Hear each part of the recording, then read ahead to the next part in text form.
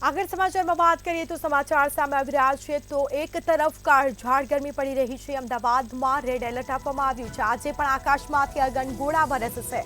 અમદાવાદ સહિત સૂર્ય દેવતા કોપાયમાન રહેશે। મોટા શહેરનું તાપમાન 45 ડિગ્રીને પાર રહેશે।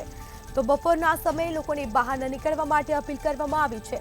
તો અમદાવાદમાં રેડ એલર્ટને લઈને એક્શન પ્લાન તૈયાર કરવામાં આવ્યો છે। અમદાવાદમાં રેડ એલર્ટ આપવામાં આવ્યું છે તો 45 ડિગ્રી પાર ગરમી પહોંચે તેવી શક્યતા વ્યક્ત કરવામાં આવી છે। એમસી દ્વારા રેડ એલર્ટ આપવામાં આવ્યું છે અમદાવાદમાં। તો મહાનગરપાલિકાએ ગરમીને લઈને એક્શન પ્લાન તૈયાર કર્યો છે।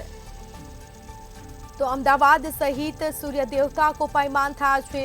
આજે પણ આકાશમાંથી અગનગોળા વરસશે। તો કાળઝાળ ગરમીનો સામનો કરવો પડશે લોકોએ। તો બપોરના સમયે લોકોને બહાર ન નીકળવા માટે અપીલ કરી છે। કામ વગર કોઈએ બહાર ન નીકળવું અને સાથે જ અમદાવાદમાં રેડ એલર્ટ પણ આપવામાં આવ્યું છે અને તેના કારણે મહાનગરપાલિકા દ્વારા એક્શન પ્લાન તૈયાર કરવામાં આવ્યો છે। ગરમીને લઈને એક્શન પ્લાન તૈયાર કર્યો છે। તો આજે પણ આકાશમાંથી અગનગોળા વરસશે।